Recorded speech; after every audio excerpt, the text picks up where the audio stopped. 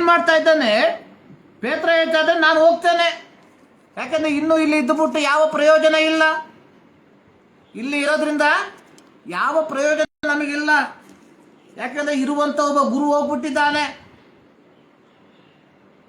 ನೋಡಿ, 2 ಸಾರಿ ಪ್ರತ್ಯಕ್ಷನಾದ, ಪುನರುತ್ಥಾನ ಹೊಂದಿದ ಯೇಸು ಸ್ವಾಮಿ 2 ಸಾರಿ ಪ್ರತ್ಯಕ್ಷನಾಗಿದ್ದಾನೆ ಶಿಷ್ಯರಿಗೆ.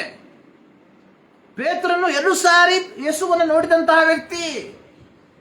ಆದರೆ ಇಲ್ಲಿ ಪೇತ್ರ ಹೇಳುವಂಥದ್ದು, ಐ ಆಮ್ ಗೋಯಿಂಗ್ ಬ್ಯಾಕ್, ನಾನು ಮೀನು ಹಿಡಿಯೋಕ್ಕೆ ಹೋಗ್ತೇನೆ. ಜೊತೆಯಲ್ಲಿ ಯಾರಾದ್ರು, ತೋಮ ಹೋದ,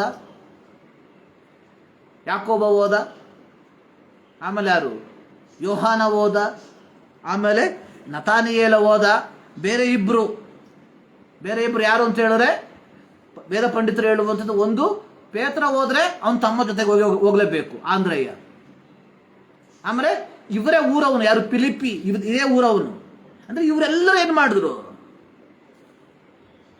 ಕ್ರಿಸ್ತನ ದೌತ್ಯವನ್ನ ಬಿಟ್ಟು ಏನ್ ಮಾಡಿದ್ರು, ತಮ್ಮ ಹಳ್ಳೆ ಕೆಲಸಕ್ಕೆ ಹೋದ್ರು. ಹೋದ್ರು ಏನ್ ಮಾಡಿದ್ರು, ಸೀದಾ ದೋಣಿ ಹತ್ತು ಬಿದ್ರು. ನೋಡಿ, ಇದೇ ಪೇತ್ರ ಹೇಳ್ದ, ಸ್ವಾಮಿ ನಾವು ಎಲ್ಲವನ್ನ ಬಿಟ್ಬಿಟ್ಟು ಬಂದಿದ್ದೇವೆ, ನಮಗೇನ್ ಸಿಗ್ತತೆ. ಆದ್ರೆ ಇವತ್ತು ಅದೇ ಪೇತ್ರ ಏನ್ ಮಾಡಿದ್ದಾನೆ, ಅದೇ ಕಸುಬನ್ನ ಮಾಡೋದಕ್ಕೆ ಹೋಗ್ತಾ ಇದ್ದಾನೆ. ಹೋದ್ರು, ರಾತ್ರಿ ಎಲ್ಲ ಕಷ್ಟಪಟ್ಟರು, ಆದ್ರೆ ಏನ್ ಸಿಗ್ಲಿಲ್ಲ, ಮೀನು ಸಿಗ್ಲಿಲ್ಲ. ಬೆಳಗಾಗುವಷ್ಟರಲ್ಲಿ ಯೇಸು ಸ್ವಾಮಿ ಏನ್ ಮಾಡ್ದ, ಆ ತಿಬೇರಿಯ ಸಮುದ್ರದ ಬಳಿಯಲ್ಲಿ ಬಂದು ನಿಂತ್ಕೊಂಡಿದ್ದಾನೆ. ಅಲ್ಲಿ ಕೇಳುವಂಥದ್ದು, ಮಕ್ಕಳಿರ ಊಟಕ್ಕೆ ಏನು ಇಲ್ಲವೇ. ಇಲ್ಲಿ ಮಕ್ಕಳಿರ ಎಂಬುದಾಗಿ ಬರೆಯಲ್ಪಟ್ಟಿರುವಂಥದ್ದು ಅದು ಒಂದು ಪ್ರೀತಿಯ ಪದವಾಗಿ ಅಲ್ಲ. ಅದರ ಮೂಲ ಭಾಷೆಯಲ್ಲಿ ನಾವು, ಗ್ರೀಕ್ ಭಾಷೆಯಲ್ಲಿ ನಾವು ಆ ಒಂದು ಪದದ ಅರ್ಥವನ್ನು ನೋಡುವಾಗ ಅವಿಧೇಯರಾದ ಮಕ್ಕಳೇ ಎಂಬುದಾಗಿ, ಅವಿಧೇಯರಾದ ಮಕ್ಕಳೇ.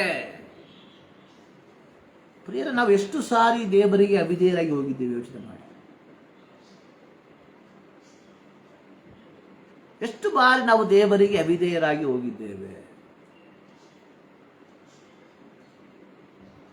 ಇಲ್ಲಿ ನಂತರವಾಗಿ ಯೇಸು ಸ್ವಾಮಿ ಹೇಳುವಂಥದ್ದು, ನೀವು ದೋಣಿಯ ಬಲಗಡೆಯಲ್ಲಿ ಬಲೆ ಬೀಸಿ.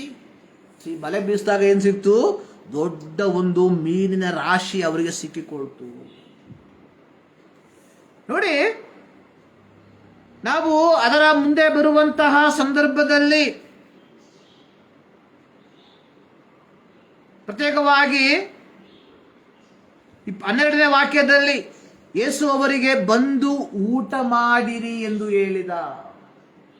ಬಂದು ಊಟ ಮಾಡಿರಿ ಅಂದ್ರೆ, ರಾತ್ರಿ ಎಲ್ಲ ಕಷ್ಟಪಟ್ಟು ಪಾಪ ಆಹಾರಕ್ಕಾಗಿ ಏನಾದರೂ ಮೀನು ಸಿಕ್ಕುತ್ತೆ, ಅದು ಮಾರ್ಬಿಟ್ಟು ಏನ್ ಮಾಡಬೇಕು, ಆ ದಿನದ ಆಹಾರವನ್ನು ಸೇವಿಸಬೇಕು ಎಂಬ ಮನೋಭಾವದಲ್ಲಿ ತಮ್ಮ ಕಸುಬನ್ನ ಆರಂಭಿಸಿದಂತಹ ಶಿಷ್ಯರಿಗೆ ಏನ್ ಸಿಗ್ಲಿಲ್ಲ, ಅವತ್ತು ಮೀನು ಸಿಗ್ಲಿಲ್ಲ.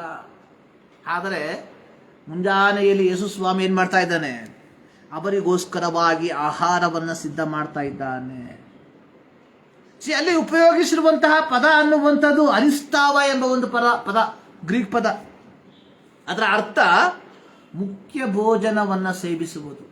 ಅಂದ್ರೆ ಇಸ್ರಾಯೇಲರಲ್ಲಿ, ಇಲ್ಲಿ ಯಹೂದ್ಯರಲ್ಲಿ ಇದ್ದಂತ, ಗ್ರೀಕರಲ್ಲಿ ಮತ್ತು ರೋಮನರಲ್ಲಿ ಇದ್ದಂತಹ ಒಂದು ವಾಡಿಕೆ ಅನ್ನುವಂಥದ್ದು, ಸೂರ್ಯೋದಯವಾದ ನಂತರ ಮಧ್ಯಾಹ್ನದ ಮುಂಚಿತವಾಗಿ ಏನ್ ಮಾಡ್ತಾ ಇದ್ರು, ಒಂದು ಭೋಜನವನ್ನು ಮಾಡ್ತಾ ಇದ್ರು. ಅದು ಬಹಳ ಇಂಪಾರ್ಟೆಂಟ್, ಆ ಊಟ ಅವರಿಗೆ ಬಹಳ ಇಂಪಾರ್ಟೆಂಟ್.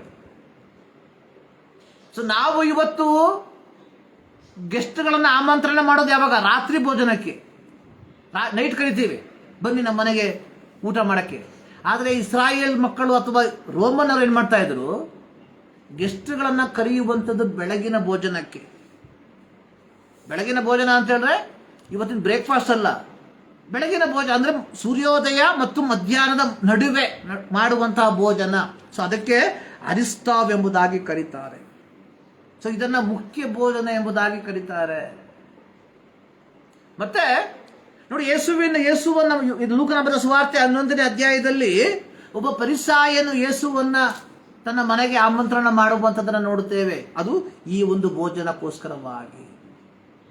ಹೀಗೆ ಬರುವಂತಹ ವ್ಯಕ್ತಿಗಳು ಆಮಂತ್ರಣ ಮಾಡುವಂತಹ ವ್ಯಕ್ತಿಗಳು ವಿಶಿಷ್ಟ ವ್ಯಕ್ತಿಗಳಾಗಿರ್ತಾರೆ. ವಿಶಿಷ್ಟವಾದ ವ್ಯಕ್ತಿಗಳನ್ನು ಆಮಂತ್ರಣ ಮಾಡ್ತಾರೆ ಇಂತಹ ಒಂದು ಭೋಜನಕ್ಕೆ. ನೋಡಿ, ಇಲ್ಲಿ ಯೇಸು ಸ್ವಾಮಿ ತನ್ನ ಶಿಷ್ಯರಿಗೋಸ್ಕರವಾಗಿ ವಿಶಿಷ್ಟವಾದ ಭೋಜನವನ್ನು ಸಿದ್ಧ ಮಾಡ್ತಾ ಇದ್ದಾನೆ. ಅಂದ್ರೆ ಈ ಒಂದು ಭೋಜನದ ಸಂದರ್ಭದಲ್ಲಿ ಏನ್ ಮಾಡ್ತಾರೆ, ಬರುವಂತಹ ವ್ಯಕ್ತಿ ಕುಟುಂಬದವರೊಟ್ಟಿಗೆ ಅನೇಕ ವಿಚಾರಗಳನ್ನ ಮಾತಾಡ್ತಾರೆ. ಆ ಮಾತಾಡುವಂತಹ ವಿಚಾರಗಳನ್ನ ಏನ್ ಮಾಡ್ತಾರೆ, ಅವರು ತಮ್ಮ ಜೀವಿತದಲ್ಲಿ ಅಳವಡಿಸ್ಕೊಳ್ತಾರೆ. ಆದ್ರೆ ಇವತ್ತು ನಾವೇನ್ ಮಾಡ್ತೀವಿ, ಜನರನ್ನ ಊಟ ಕರೆದ್ಬಿಟ್ಟು ಅವಂದು ಇವಂದು ಅವ್ರದ್ದು ಇವ್ದು ಚಾಡಿ ಹೇಳ್ತಾ ಕೂತ್ಕೊಡ್ತೀವಿ. ಅದಕ್ಕೋಸ್ಕರ ನಾವು ಊಟಕ್ಕೆ ಜನ ಕರೆಯೋದು, ಹೌದಲ್ವ? ನಾವು ಯಾರಾದ್ರೂ ಊಟಕ್ಕೆ ಕರೆದ್ರೆ ಅವತ್ತೇನು ನಮ್ಮ ಮನೇಲಿ ಏನಿರ್ತದೆ, ಲೋಕದವ್ರದ್ದು ಚಾಡಿಗಳು ಫುಲ್ ನಮ್ಮ ಮನೇಲಿ ಏನಾಗ್ತಾ ಇರ್ತದೆ, ರಂಜಿತವಾಗಿ ನಾವೇನ್ ಮಾಡ್ತಾ ಇರ್ತೇವೆ, ಹೇಳುವಂಥವರಾಗಿರ್ತೇವೆ. ಆದರೆ ಯಹೂದ್ಯರು ಹಂಗಲ್ಲ. ಯಹೂದ್ಯರು ಈ ಒಂದು ಭೋಜನಕ್ಕೆ ಕರೆಯುವಂತಹ ಸಂದರ್ಭದಲ್ಲಿ ಅವರ ಬೆಳವಣಿಗೆಗೆ, ಆರ್ಥಿಕ ಬೆಳವಣಿಗೆಗೆ ಬೇಕಾದ ಕಾರ್ಯಗಳನ್ನ ಅಥವಾ ಆಧ್ಯಾತ್ಮಿಕತೆಗೆ ಬೇಕಾದ ಕಾರ್ಯಗಳನ್ನು ಚರ್ಚೆ ಮಾಡುವಂತವರಾಗಿರ್ತಾರೆ. ನೋಡಿ, ಇಲ್ಲಿ ಯೇಸು ಸ್ವಾಮಿ ಏನ್ ಮಾಡಿದ್ರು, ಇವರಿಗೋಸ್ಕರವಾಗಿ ಒಂದು ವಿಶಿಷ್ಟವಾದಂತಹ, ಇಂಗ್ಲಿಷ್ನಲ್ಲಿ ಬರೆಯಲ್ಪಟ್ಟಿರೋದು to take a principal meal, ಮುಖ್ಯ ಭೋಜನವನ್ನು ಸೇವಿಸುವುದಕ್ಕೋಸ್ಕರವಾಗಿ ಆಮಂತ್ರಣ ಮಾಡ್ತಾ ಇದ್ದಾನೆ. ಆಮಂತ್ರಣ ಮಾಡುವಂಥದ್ದು ಮಾತ್ರವಲ್ಲ, ಅಲ್ಲಿ ದೇವರು ಯೇಸು ಸ್ವಾಮಿ ಪೇತ್ರನಿಗೆ ಒಂದು ದೌತ್ಯವನ್ನು ಕೊಡ್ತಾ ಇದ್ದಾನೆ. ಏನು ದೌತ್ಯ? ಆ ದೌತ್ಯವನ್ನು ಕೊಡುವುದಕ್ಕಿಂತ ಮುಂಚಿತವಾಗಿ ಯೇಸು ಸ್ವಾಮಿ 3 ಬಾರಿ ಪೇತ್ರನ ಬಳಿಗೆ ಕೇಳುವಂಥದ್ದು, ಪೇತ್ರನೇ, ನೀನು ನನ್ನ ಮೇಲೆ ಮಮತೆ ಇಟ್ಟಿದ್ದೀಯಾ? ಇವೆಲ್ಲವುಗಳಿಗಿಂತ, ಯಾವುದು ಇವೆಲ್ಲವುಗಳಿಗಿಂತ, ನಿನ್ನ ದೋಣಿಗಿಂತ, ನಿನ್ನ ಬಲೆಗಿಂತ ಹೆಚ್ಚಾಗಿ ನನ್ನ ಮೇಲೆ ಮಮತೆ ಇಟ್ಟಿದ್ದೀಯಾ? ನೋಡಿ, ಇದೇ ಪೇತ್ರ ಏನು ಹೇಳಿದ್ದ, ನಾನು ಸಾಯುವುದಕ್ಕೂ ಸಿದ್ಧನಿದ್ದೇನೆ ಎಂಬುದಾಗಿ ಹೇಳಿದ ಪೇತ್ರ. ಆದರೆ ಇದೇ ಪೇತ್ರ ಯೇಸುವನ್ನು ಅರೆಸ್ಟ್ ಮಾಡಿ ಮಹಾಯಾಜಕನ ಆ ಒಂದು ಕೋಣೆಗೆ ಕರ್ಕೊಂಡು ಹೋದಾಗ ಈತ ಯಾರೆಂಬುದಾಗಿ ಅರಿಯದವನು ಎಂಬುದಾಗಿ ಹೇಳಿದಂತಹ ವ್ಯಕ್ತಿಯಾಗಿದ್ದ. ಸೊ ಈ ಪೇತ್ರನ ಬಳಿಗೆ ಯೇಸು ಹೇಳ್ತಾ ಇದ್ದಾನೆ, do you love me? Do you love me? ಇವುಗಳಿಗಿಂತ, ಇವರೆಲ್ಲರಿಗಿಂತ ಹೆಚ್ಚಾಗಿ ನೀನು ನನ್ನನ್ನು ಪ್ರೀತಿ ಮಾಡ್ತೀಯ? ಸೊ ಸಮಯ ಬಹಳ ಮುಂದಕ್ಕೆ ಹೋಗ್ತಾ ಇದೆ. ಅಲ್ಲಿ ಇವೆಲ್ಲವನ್ನ ಹೇಳಿದ ಮೇಲೆ 18ನೇ ಅಧ್ಯಾಯಕ್ಕೆ ಬರುವಂತಹ ಸಂದರ್ಭದಲ್ಲಿ ಯೇಸು ಸ್ವಾಮಿ ಹೇಳ್ತಾ ಇದ್ದಾನೆ, ಅಲ್ಲಿ ಯೇಸು ಸ್ವಾಮಿ ಹೇಳುವಂಥದ್ದು, ನೀನು ಇವರನ್ನ ಮುಂದಕ್ಕೆ ನಡೆಸ್ಕೊಂಡು ಹೋಗು,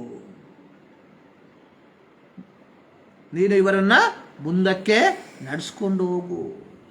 ದೇವರು ಏನ್ ಮಾಡ್ತಾ ಇದ್ದಾನೆ, ಈ ಒಂದು ಭೋಜನದ ಮೂಲಕ, ಈ ಒಂದು ಬ್ರೇಕ್ಫಾಸ್ಟ್ ನ ಮೂಲಕ ಶಿಷ್ಯರಿಗೆ ಏನ್ ಕೊಡ್ತಾ ಇದ್ದಾನೆ, ಒಂದು ದೌತ್ಯವನ್ನ ಕೊಡ್ತಾ ಇದ್ದಾನೆ.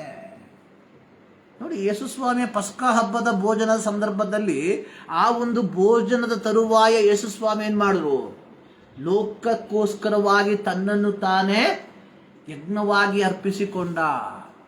ಆದರೆ ಈ ಒಂದು ಭೋಜನವನ್ನ ಸಿದ್ಧ ಮಾಡುವುದರ ಮೂಲಕ ತಾನು ಆರಿಸಿಕೊಂಡಂತಹ ಶಿಷ್ಯರಿಗೆ ಒಂದು ಜವಾಬ್ದಾರಿಯನ್ನ ಕೊಡ್ತಾ ಇದ್ದಾನೆ.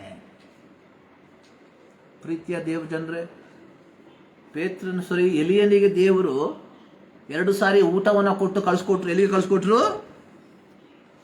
ಅವನನ್ನ ಓರೇಬಿಗೆ ಕಳಿಸ್ಕೊಟ್ರು. ಸೊ ಓರೇಬಿಗೆ ಬಂದಂತಹ ಪೇತ್ರ ಓರೇಬಿಗೆ ಬಂದಂತಹ ಎಲಿಯ ಏನ್ ಮಾಡ್ದ? ಸೊ ಮೊದಲನೇದಾಗಿ ಏನು ಮಾಡ್ದ? ಎಲೀಷನನ್ನ ತನಗೆ ಬದಲಾಗಿ ಪ್ರವಾದಿಯನ್ನಾಗಿ ಅಭಿಷೇಕ ಮಾಡ್ದ. ಆಮೇಲೆ ದಮಸ್ಕ ಪಟ್ಟಣಕ್ಕೆ ಹೋಗಿ ಅಜಾಯೇಲನನ್ನ ಅರಾಮ್ಯರ ಅರಸನನ್ನಾಗಿ ಅಭಿಷೇಕ ಮಾಡ್ದ. ಆಮೇಲೆ ಯೇಹುವನ್ನು ಇಸ್ರಾಯೇಲಿಯರ ಅರಸನನ್ನಾಗಿ ಅಭಿಷೇಕ ಮಾಡ್ದ. ಅಂದ್ರೆ ಯೇಸು ಅಲ್ಲಿ ಯೆಹೋವ ದೇವರು ಎಲಿಯನಿಗೆ ಆ ಒಂದು ಆಹಾರವನ್ನು ಕೊಟ್ಟು ಅವನ ಮೂಲಕ ಒಂದು ದೌತ್ಯವನ್ನು ನೆರವೇರಿಸ್ತಾ ಇದ್ದಾನೆ. ಇಲ್ಲಿ ಪೌಲ ಸಾಯುವಂತಹ ಆ ಒಂದು ಪರಿಸ್ಥಿತಿಯಲ್ಲಿ ಇರುವಂತಹ ಜನರಿಗೆ ಆಹಾರವನ್ನ ಕೊಟ್ಟು ಅವರನ್ನ ಏನ್ ಮಾಡ್ತಾ ಇದ್ದಾನೆ, ಒಂದು ನಿರೀಕ್ಷೆಗೆ ಮುನ್ನಡೆಸ್ತಾ ಇದ್ದಾನೆ. ಇಲ್ಲಿ ಯೇಸು ಸ್ವಾಮಿ ತನ್ನೊಂದಿಗಿದ್ದ ಶಿಷ್ಯರು ತಮ್ಮ ಹಳೆ ಕಸುಬಿಗೆ ಹೋದಂತಹ ಸಂದರ್ಭದಲ್ಲಿ ಅವರನ್ನ ಪುನಃ ಕರೆಸಿ ಅವರಿಗೆ ಆಹಾರವನ್ನು ಕೊಟ್ಟು ಒಂದು ಹೊಸ ದೌತ್ಯಕ್ಕೆ ಅವರನ್ನು ಮುನ್ನಡೆಸ್ತಾ ಇದ್ದಾನೆ. ಈ 3 ಭಾಗದಲ್ಲೂ ದೇವರು ಕೊಟ್ಟಿದ್ದೇನು? ಅಕ್ಷರಿಕವಾದಂಥ ಆಹಾರ. ಅಕ್ಷರಿಕವಾದಂತಹ ಆಹಾರ. ಪ್ರೀತಿಯ ದೇವಜನರೇ, ಅಕ್ಷರಿಕವಾದ ಆಹಾರವನ್ನು ಕೊಡುವಂತಹ ಜಾಗದಲ್ಲಿ ನಾವೇನು ಮಾಡಬೇಕು? ಅಕ್ಷರಿಕವಾದ ಆಹಾರವನ್ನೇ ಕೊಡಬೇಕು ಹೊರತು ಆಧ್ಯಾತ್ಮಿಕವಾದ ಆಹಾರವನ್ನು ಕೊಡಕ್ಕೆ ಹೋಗಬಾರ್ದು. ಇವತ್ತು ನಾವೇನು ಮಾಡಿದ್ದೇವೆ? ಅಕ್ಷರಿಕವಾದ ಆಹಾರವನ್ನು ಕೊಡುವಂತಹ ಸ್ಥಳದಲ್ಲಿ ಆ ರೀತಿ ಕೊಡಕ್ಕೆ ಹೋದ್ರೆ ತೊಂದರೆ ಏನು ಅಂತ ಹೇಳಿದ್ರೆ ದುಡ್ಡು ಖರ್ಚಾಗುತ್ತೆ. ಸೊ ದುಡ್ಡು ಖರ್ಚಾಗಬಾರ್ದು, ಅದಕ್ಕೋಸ್ಕರ ನಾವೇನು ಮಾಡ್ತೇವೆ? ದೇವರು ನಿನ್ನ ಹೊಟ್ಟೆ ತುಂಬಿಸಲಿ ಎಂಬುದಾಗಿ ನಾವು ಪ್ರಾರ್ಥನೆ ಮಾಡ್ತೇವೆ. ನಾನು ಹೇಳ್ತೀನಲ್ಲ, ಫರಿಸಾಯರು ನಮಗಿಂತ 100 ಪಟ್ಟು ಒಳ್ಳೆಯವರು. ಫರಿಸಾಯರಿಗಿಂತ ಅತ್ಯಂತ ನಿಕೃಷ್ಟವಾದಂಥ ವ್ಯಕ್ತಿಗಳು ಯಾರು ಅಂತ ಹೇಳೋ ನಾವುಗಳು. ಫರಿಸಾಯರನ್ನ ನೋಡಿ ಸ್ನಾನಿಕನಾದ ಯೋಹಾನನು ಕರೆದಂಥದ್ದು ಸರ್ಪ ಜಾತಿಯವರೇ ಎಂಬುದಾಗಿ. ಅಂದರೆ ಸರ್ಪ ಅನ್ನುವಂಥದ್ದು ಅತ್ಯಂತ ಕುಯುಕ್ತಿ ಉಳ್ಳಂತಹ ಒಂದು ಜಂತು, ಅತ್ಯಂತ ವಿಷಕಾರಿಯಾದಂತಹ ಒಂದು ಜಂತು. ಸಿಂಹ ನಮ್ಮನ್ನ ಸೀಳ್ಕೊಳ್ತದೆ, ಹೌದಲ್ವಾ? ಆದರೆ ಹಾವೇನು ಮಾಡ್ತದೆ? ನಮ್ಮಲ್ಲಿ ವಿಷವನ್ನು ಒಕ್ಕಿಸ್ಬಿಟ್ಟು ಕೊಲ್ತದೆ. ಬೇರೆ ಯಾವ ಪ್ರಾಣಿಗೂ ಈ ಥರ ಇಲ್ಲ.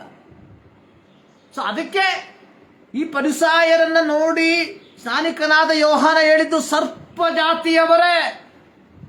ಅಂದರೆ ಕೆಲವು ಸರ್ಪ ಏನು ಕಚ್ಚಿದ ತಕ್ಷಣ ನಾವು ಸತ್ತೋಗ್ಬಿಡ್ತೀವಿ.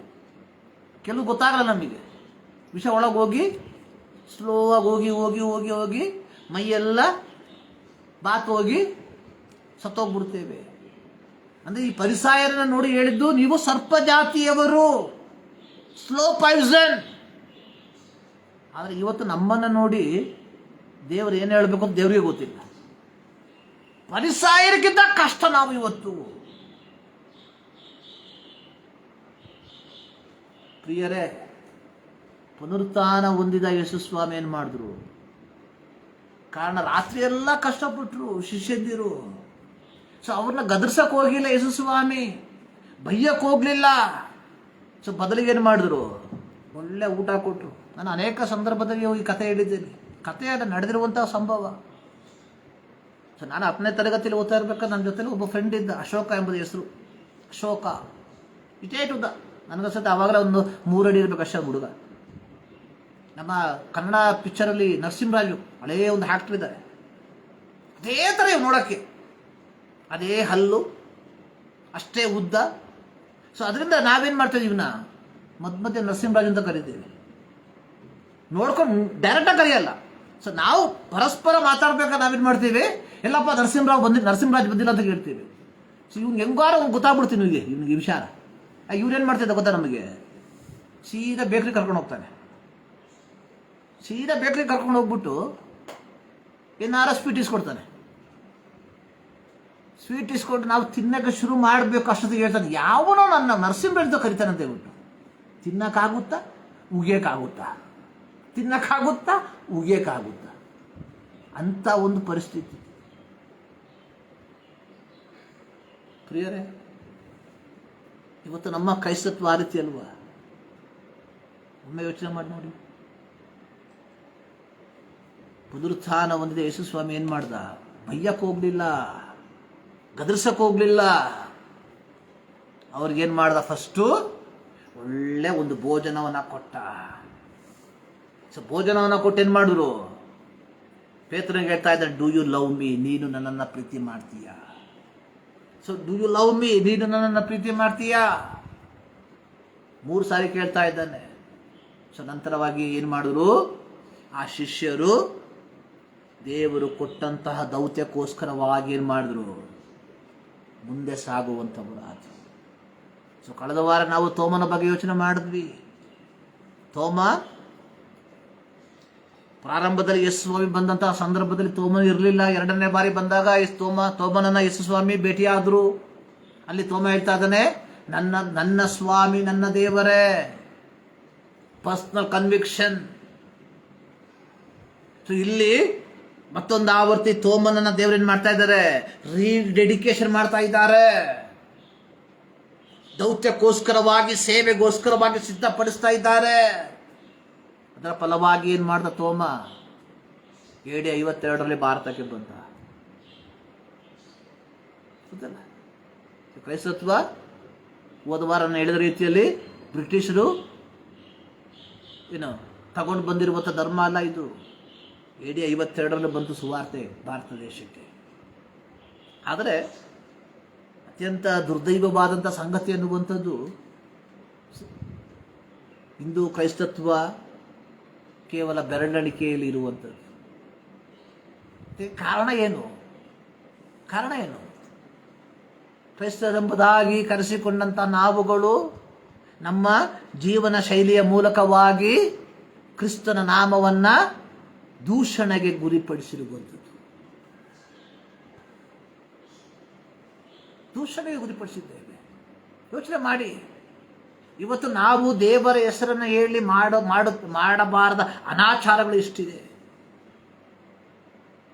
We are misusing super natural ಹೆಸರಲ್ಲಿ. ಸೊ ನನ್ನನ್ನು ಕೇಳುವ ಪ್ರೀತಿಯ ದೇವಜನರೇ, ಯೇಸು ಕೊಟ್ಟಂತಹ ಆ ಒಂದು ಶ್ರೇಷ್ಠವಾದಂತಹ ಭೋಜನ, ಆ ಭೋಜನದಲ್ಲಿ ಯೇಸು ಸ್ವಾಮಿ ಏನ್ ಮಾಡಿದ್ರು? ಪೇತ್ರನಿಗೆ ತಿರುಗಿ ಆ ನಾಯಕತ್ವವನ್ನು ಒಪ್ಪಿಸಿಕೊಡ್ತಾ ಇದ್ದಾನೆ. ಸೊ ನೋಡಿ, ಈ 7 ಜನರಲ್ಲಿ ಇಬ್ಬರು ಅಧಿಕಾರಕ್ಕೋಸ್ಕರವಾಗಿ ಆತೊರೆಯುವಂಥ ವ್ಯಕ್ತಿಗಳಾಗಿದ್ರು. ಒಬ್ಬ ನಾಯಕತ್ವಕ್ಕೋಸ್ಕರವಾಗಿ ಮುಂದೆ ನಿಂತಂಥ ವ್ಯಕ್ತಿಯಾಗಿದ್ದ. ನತಾನೇಲ ಹೇಳಿದ್ರು, ಎನಿಥಿಂಗ್ ಗುಡ್ ಕಮ್ ಫ್ರಮ್ ನಜರೇತಿನಿಂದ ಏನಾದರೂ ಒಳ್ಳೇದು ಬರ್ತದ? ಎಲ್ಲರೂ ಒಂದಲ್ಲ ಒಂದು ವಿಧದಲ್ಲಿ ಏನಾಗಿದ್ರು? They are living in a doubtful world. ಸಂಶಯದ ಲೋಕದಲ್ಲಿ ಬದುಕುವಂತ ವ್ಯಕ್ತಿಗಳಾಗಿದ್ರು. ಆದರೆ ಈ ವ್ಯಕ್ತಿಗಳೆಲ್ಲರನ್ನ ದೇವರು ಏನ್ ಮಾಡ್ದ? ಒಂದು ಕಡೆ ಕೂಡಿಸಿ ಅವರಿಗೇನ್ ಮಾಡ್ತಾ ಇದ್ದಾನೆ? ಒಂದು ದೌತ್ಯವನ್ನ ಕೊಡ್ತಾ ಇದ್ದಾನೆ. ಸೊ ನಂತರವಾಗಿ ನಾವು ನೋಡುವಂಥದ್ದು ಅಪೊಸ್ತಲರ ಕೃತ್ಯ ಮಂತೆಯಿ. ಇಲ್ಲಿ ನೋಡಿ, ಯೆರೂಸಲೇಮಿನಿಂದ ಈಗ ಎಲ್ಲಿದ್ದಾರೆ ಇವರು? ಗಲಿಲಾಯಕ್ಕೆ ಬಂದಿದ್ದಾರೆ. ಸೊ ಇಲ್ಲಿ ಇವರನ್ನ ಸಿದ್ಧಪಡಿಸಿ ಇವತ್ತು ತಿರುಗಿ ಇಲ್ಲಿಗೆ ಹೋಗ್ತಾ ಇದ್ದಾರೆ. ಯೆರೂಸಲೇಮಿಗೆ ಹೋಗುವಂಥದ್ದನ್ನು ನಾವು ನೋಡ್ತೇವೆ ಪ್ರಿಯರೇ. ಸೊ ನನ್ನನ್ನು ಕೇಳುವ ಪ್ರೀತಿಯ ದೇವಜನರೇ, ಸೊ ನಾವುಗಳು ಜ್ಞಾಪಕ ಮಾಡಿಕೊಳ್ಬೇಕಾಗಿರುವಂಥದ್ದು ಒಂದೇ, ದೇವರು ನಮ್ಮನ್ನು ಕರೆದಿರುವಂಥದ್ದು ಒಂದು ಪ್ರತ್ಯೇಕ ದೌತ್ಯಕ್ಕೋಸ್ಕರವಾಗಿ. ಆ ದೌತ್ಯ ಏನಂತ ಹೇಳಿದ್ರೆ, to spread the gospel of Jesus Christ. So ನಾನು ನಿನ್ನೆ ಒಬ್ಬರ ಹತ್ರ ಮಾತಾಡ್ತಿರ್ಬೇಕಾದ್ರೆ ಹೇಳಿದೆ, ನೋಡಿ ಇವತ್ತು ನಾವು ಸುವಾರ್ಥೀಕರಣಕ್ಕೋಸ್ಕರವಾಗಿ ಬಹಳವಾಗಿ ಏನು ಮಾಡ್ತಾ ಇದ್ದೇವೆ? ಹಣವನ್ನು ಖರ್ಚು ಮಾಡ್ತಾ ಇದ್ದೇವೆ. ಆದರೆ ಆ ಹಣ ಸುವಾರ್ಥೀಕರಣಕ್ಕೋಸ್ಕರವಾಗಿ ಉಪಯೋಗ ಆಗ್ತಾ ಇಲ್ಲ. ಒಬ್ಬೊಬ್ಬನ ಹೊಟ್ಟೆ ತುಂಬ್ತಾ ಇದೆ ಹೊರತು ಸುವಾರ್ಥೀಕರಣಕ್ಕಂತೂ ಯಾವ ಪ್ರಯೋಜನ ಆಗ್ತಾ ಇಲ್ಲ. ಏನು ಪ್ರಯೋಜನ ಇಲ್ಲ. ಸೊ ನಾನು ಹೇಳುವಂಥದ್ದು ಇಷ್ಟೇ, ನಾನು ನನ್ನ ಮಕ್ಕಳಿಗೆ ಹೇಳುವಂಥದ್ದು ಇಷ್ಟೇ, don't be a pastor, be a believer. ವಿಶ್ವಾಸಿಗಳಾಗಿರೋ ಸಾಕು. Not a namesake believer. ನಾಮಕಾವಸ್ಥೆಯ ಕ್ರೈಸ್ತರಲ್ಲ, ಯಥಾರ್ಥವಾಗಿ ಕ್ರಿಸ್ತನ ಬೋಧನೆಯನ್ನು ಹಿಂಬಾಲಿಸುವ ಕ್ರೈಸ್ತರಾಗಿ ಬದುಕಿ. ನೋಡಿ, 4 ಸುವಾರ್ತೆಗಳು, ಯೇಸು ಸ್ವಾಮಿಯ ಜೀವನ, ಶ್ರಮೆ, ಮರಣ, ಮುಕ್ತಾಯ. ಅಪೊಸ್ತಲರ ಕೃತ್ಯ, ಅಲ್ಲಿ ಏನಾಗ್ತಿದೆ? ಸುವಾರ್ತೀಕರಣ. ಸೊ ನಂತರವಾಗಿ ಪತ್ರಿಕೆಗಳು. ಸೊ ಪತ್ರಿಕೆಗಳು ಏನು ಬರೆಯಲ್ಪಟ್ಟಿದೆ? ಕ್ರೈಸ್ತರ ಜೀವಿತ ಹೇಗಿರಬೇಕೆಂಬುದಾಗಿ. ಆದರೆ ಈ 21ನೇ ಶತಮಾನದಲ್ಲಿ ಬದುಕುತ್ತಿರುವ ಕ್ರೈಸ್ತರಾದ ನಾವುಗಳು ಇಂದಿಗೂ ಏನ್ ಮಾಡ್ತಾ ಇದ್ದೇವೆ? ಮತಾಯ, ಮಾರ್ಕ, ಲೂಕದಲ್ಲಿ ನಿಂತಿದ್ದೇವೆ. ಇಂದು ನಾವು ಮತಾಯ, ಮಾರ್ಕ, ಲೂಕ ಮತ್ತೆ ಅಪೊಸ್ತಲರ ಕೃತ್ಯದಲ್ಲಿ ಬಂದು ನಿಂತಿದ್ದೇವೆ, ಬಾಕಿ ಹೋಗಿಲ್ಲ. ನಮ್ಮ ಕ್ರೈಸ್ತರ ನಡವಳಿಕೆ ಹೇಗಿರಬೇಕೆಂಬುವಂಥದ್ದನ್ನು ಸ್ಪಷ್ಟವಾಗಿ 14 ಪತ್ರಿಕೆಗಳಲ್ಲಿ ಬರೆದಿರುವಾಗ ಅವುಗಳ ಕುರಿತಾಗಿ ನಾವು ಜ್ಞಾಪಕ ಮಾಡ್ತಾ ಇಲ್ಲ, ಕಲಿತಾ ಇಲ್ಲ. ಸೊ ನೀನು ನಾನು ಮಾಡಬೇಕಾಗಿರುವಂಥದ್ದು ಏನು? ಪತ್ರಿಕೆಗಳಲ್ಲಿ ಬರೆದಿರುವ ಪ್ರಕಾರವಾಗಿ ಬದುಕಿದ್ರೆ ಮಾತ್ರ ಕ್ರಿಸ್ತನ ಪ್ರೀತಿಯನ್ನ ನಮ್ಮ ಸಮಾಜಕ್ಕೆ ತಲುಪಿಸುವುದಕ್ಕೆ ಸಾಧ್ಯ. ಪ್ರೀತಿಯ ದೇವ ಜನರೇ, ಒಮ್ಮೆ ಯೋಚನೆ ಮಾಡಿ ನೋಡಿ, ನಮ್ಮ ಜೀವಿತ ಪತ್ರಿಕೆಗಳಲ್ಲಿ ಬರೆದಿರುವ ಪ್ರಕಾರವಾಗಿ ನಿರ್ವಹಿಸಲ್ಪಡ್ತಾ ಇದೆಯಾ ಇಲ್ವಾ? ಇಲ್ಲದೆ ಹೋದ್ರೆ ಈ ಮುಂಜಾನೆಯಲ್ಲಿ ಮತ್ತೊಂದು ಆವರ್ತಿ ನಾನು ಹೇಳುವುದಕ್ಕೆ ಬಯಸ್ತೇನೆ, you are in wrong boat. ನೀವು ತಪ್ಪಾದ ದೋಣಿಯಲ್ಲಿ ಪ್ರಯಾಣ ಮಾಡುವಂಥವರಾಗಿದ್ದೀರಿ. ಯೇಸು ಸ್ವಾಮಿ ಹೇಳುದು, ದೇವರ ರಾಜ್ಯ ಸಮೀಪಿಸಿದ್ದು, ದೇವರ ಕಡೆಗೆ ತಿರುಗಿಕೊಳ್ಳ್ರಿ. ಇವತ್ತು ಮತ್ತೆ ಹೇಳ್ತೇನೆ, ಪ್ರೀತಿಯ ದೇವಜನರೇ, ಸೊ ನಮ್ಮ ಆ ಸೂಪರ್ ನ್ಯಾಚುರಲ್ ಎಲ್ಲವನ್ನ ಬಿಟ್ಟು ಯಥಾರ್ಥವಾದ ದೈವಿಕದ ಕಡೆಗೆ ನಾವು ತಿರುಗಿಕೊಂಡು ನಮ್ಮ ಜೀವಿತವನ್ನು ನಾವು ಮುಂದಕ್ಕೆ ಸಾಗುವಂಥವರಾಗಿರುವ ದೇವರು ನಿಮ್ಮೆಲ್ಲರನ್ನ ಧಾರಾಳವಾಗಿ ಆಶೀರ್ವದಿಸಲಿ. ಪ್ರಾರ್ಥನೆ ಮಾಡುವ. ಸರ್ವಶಕ್ತನಾದ ದೇವರೇ, ಮತ್ತದಾವರ್ತಿ ನಮ್ಮನ್ನೇ ನಿಮ್ಮ ಕರಗಳಿಗೆ ಸಮರ್ಪಿಸ್ತಾ ಇದ್ದೇವೆ. ನಮ್ಮ ಅಂಗಳದಿಂದ ಮಾತನಾಡಿದ್ದಕ್ಕಾಗಿ ಸ್ತೋತ್ರ. ನಿಮ್ಮ ಗುಡಾರ್ಥಗಳನ್ನು ತಿಳಿಯಪಡಿಸಿದ್ದಕ್ಕಾಗಿ ಸ್ತೋತ್ರ. ಹೌದು ಕರ್ತನೆ, ನಮಗಾಗಿ ಸಿದ್ಧ ಮಾಡಿರುವಂತಹ ಆ ಒಂದು ಭೋಜನವನ್ನು ಕರ್ತನೆ, ಆ ಒಂದು ಭೋಜನವನ್ನು ನಾವು ಸೇವಿಸಿ ನಮ್ಮಿಷ್ಟದ ಪ್ರಕಾರವಾಗಿ ಬದುಕುವುದಕ್ಕಾಗಿ ಅಲ್ಲ ಸ್ವಾಮಿ, ನಿನ್ನ ರಾಜ್ಯದಗೋಸ್ಕರವಾಗಿ, ನಿನ್ನ ಸೇವೆಗೋಸ್ಕರವಾಗಿ ನಮ್ಮನ್ನು ಸಿದ್ಧಪಡಿಸುವಂತೆ ನಮ್ಮನ್ನು ತಯಾರು ಮಾಡೆಂಬುದಾಗಿ ನಾವು ಪ್ರಾರ್ಥಿಸ್ತಾ ಇದ್ದೇವೆ. ನಮ್ಮ ಪ್ರಾರ್ಥನೆ ಕೇಳಿದ್ದಕ್ಕಾಗಿ ಸ್ತೋತ್ರ. ಯೇಸು ಕ್ರಿಸ್ತನ ಬುದ್ಧ ನಾಮದಲ್ಲಿ ಬಿಡುತ್ತೇವೆ ತಂದೆ. ಕರ್ತನಾದ ಯೇಸು ಕ್ರಿಸ್ತನ ಕೃಪೆ, ತಂದೆಯಾದ ದೇವರ ಪ್ರೀತಿ, ಪವಿತ್ರಾತ್ಮನ ಅನ್ಯೋನ್ಯತೆ ನಮ್ಮೆಲ್ಲರ ಸಂಗಡ ಸಿಂದಿನ ಸದಾ ಕಾಲವು ನೆಲೆಗೊಂಡಿರಲಿ. ಸದಾವರ್ತಿ ನಿಮ್ಮೆಲ್ಲರಿಗೂ ಯೇಸು ಕ್ರಿಸ್ತನ ನಾಮದಲ್ಲಿ ನಮ್ಮ ಪ್ರೀತಿಯ ವಂದನೆಯನ್ನು ತಿಳಿಸ್ತೇವೆ. ದೇವರು ನಿಮ್ಮೆಲ್ಲರನ್ನ ಧಾರಾಳವಾಗಿ ಆಶೀರ್ವದಿಸಲಿ.